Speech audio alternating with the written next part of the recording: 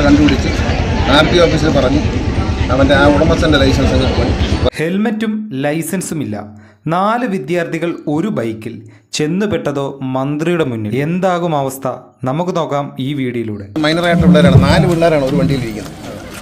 ഹെൽമറ്റും ഇല്ല, ലൈസൻസും. പത്തനാപുരത്ത് കുടുംബശ്രീയുടെ വാർഷിക ആഘോഷം ഉദ്ഘാടനം ചെയ്യാനെത്തിയതായിരുന്നു മന്ത്രി. തനിക്ക് പുറമെ 3 പേരായിരുന്നു ഇരുചക്ര വാഹനം ഓടിച്ചത്.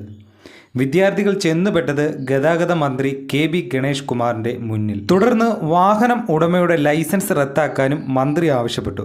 കുട്ടികൾക്ക് ഹെൽമറ്റോ ലൈസൻസോ ഇല്ല. പത്തനാപുരത്ത് കുടുംബശ്രീയുടെ വാർഷിക ആഘോഷം ഉദ്ഘാടനം ചെയ്യാൻ എത്തിയതായിരുന്നു മന്ത്രി. പരിപാടിയുടെ ഭാഗമായി ഘോഷയാത്ര കഴിഞ്ഞ് സ്റ്റേജിലേക്ക് കയറി വരുന്നതിനിടയിലാണ് ഒരു സ്കൂട്ടറിൽ പ്രായപൂർത്തിയാകാത്ത 4 കുട്ടികൾ വരുന്നത് മന്ത്രിയുടെ ശ്രദ്ധയിൽപ്പെട്ടത്. സംഭവം RTOയ്ക്ക് കൈമാറി തുടർന്ന് നടപടികൾ സ്വീകരിക്കണമെന്നും അതാണ് നിയമമെന്നും മന്ത്രി പോലീസിനോട് നിർദ്ദേശിച്ചു. നിങ്ങൾ ആദ്യമായിട്ടാണ് ഈ ചാനൽ കാണുന്നത് എങ്കിൽ ഒന്ന് സബ്സ്ക്രൈബ് ചെയ്യൂ. അടുത്ത നല്ലൊരു വീഡിയോയുമായി വീണ്ടും കാണാം. Good bye.